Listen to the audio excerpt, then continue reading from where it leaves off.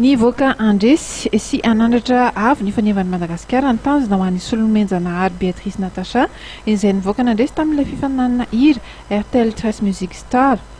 Izy tokoa mantsy no andeha tenan'i Madagasikara amin'ny fifaninanana continental izay ho tanterahana any Kenya ny 20 mars ho avy izao ny famaranana. Tamin'ity maraina ity no nampahafantarana azy tamin'ny fomba ofisialy tetsy amin'ny foibeny RTL Madagasikara tetsy Andraharo sady nalorana azy ihany koa ny taratasim-bola amin'ny tetina 20 tapitrisa ariary izay lokany.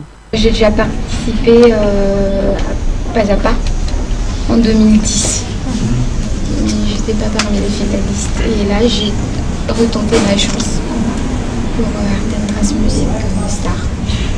Je me prépare déjà en faisant plein d'exercices déjà. Émotionnellement, physiquement aussi. Araka ny fanazavany ity tanora mpakafy mihira avy any Antsiranana ity dia efa miomana fantatra izy amin'izao fotoana izao amin'ny fametrahana izay fifaninana kontinentaly izay faninanana amina mpihira 12 hafa. Ireo tompona ndraikitry ny orinasa RTL Madagasikara kosa no tarihany tale generaliny Maïksent Begagba dia nampirisika azy ary manantena fatratra fa dia afaka mandrobaka ny ambaragoavana i Béatrice Natacha. Un chèque de 20 millions d'ariary va lui être offert gracieusement par la société RTL.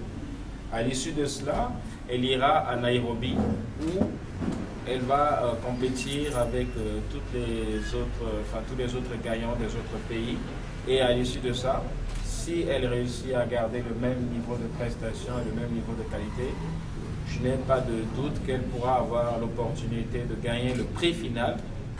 Mbola lokana goavana ihany koa moa no hatotra izay mandresy amin'ilay fifaninanana continental andian'ny fahafahana mandeha any États-Unis any amin'ny foibeny fahitalavitra malaza 13 Music ary indrindra mamokatra rakira miaraka amin'ilay mpanakanto malaza Akon.